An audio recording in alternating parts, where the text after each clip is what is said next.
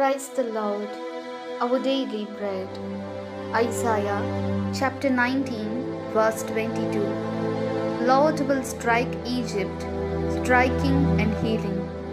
They will return to Lord, and He will be entreated by them and will heal them. O Almighty God, thank you for giving this wonderful verse.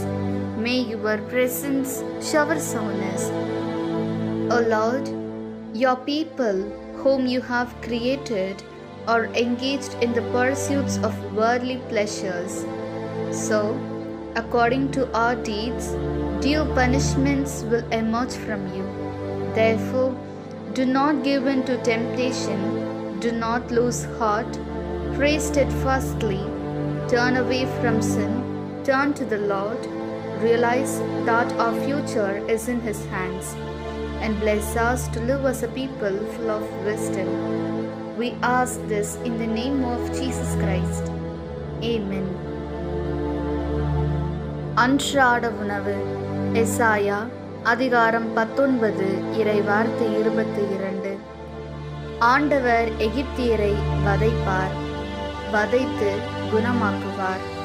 அவர்களும் ஆண்டவரிடம் திரும்புவர். அவரும் அவர்கள் விண்ணப்பங்களுக்கு செவி சாய்த்து அவர்களை குணமாக்குவார். அன்பின் தகப்பனே, இன்றைய நாளிலே இந்த இறை மன்னாவை கொடுத்ததற்காக நன்றி ஆண்டவரே.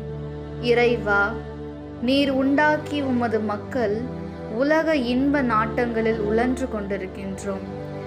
எனவே எங்கள் செயல்களுக்கு ஏற்ப தக்க தண்டனைகள் உம்மிடமிருந்து வெளிப்படும். எனவே சோதனைக்கு உட்படாமல், மனம் தளராமல், உறுதியோடு ஜெபித்து பாவத்தை விட்டு விலகி ஆண்டவரிடம் திரும்பி நம்முடைய எதிர்காலம் அவர் கையில் தான் இருக்கிறது என்பதை உணர்ந்து ஞானம் நிறைந்த மக்களாக வாழ எங்களை ஆசீர்வதியும். ஆமென். അന്നുള്ള ഭോജനം. ഏശയ്യ 19 അധ്യായം 22 വാക്യം.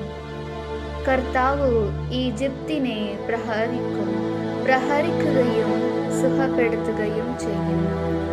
അവർ കർത്താവിങ്കലേക്ക് മടങ്ങി വരികയും അവരുടെ പ്രാർത്ഥന കേട്ട് കർത്താവ് അവർക്ക് സൗഖ്യം നൽകുകയും ചെയ്യും. ദൈവമേ, അങ്ങയുടെ മക്കളായ ഞങ്ങൾ ഈ ലോകമോഹങ്ങളിൽ അടിമപ്പെട്ട് ജീവിച്ചു വരുന്നു. ദൈവമേ, ഞങ്ങൾ പാപം വെടിഞ്ഞ് വിശുദ്ധരായി ദൈവഹിതം നിറവേറ്റി ജീവിക്കുവാൻ വേണ്ട കൃപ നൽകണമേ. ആമേൻ.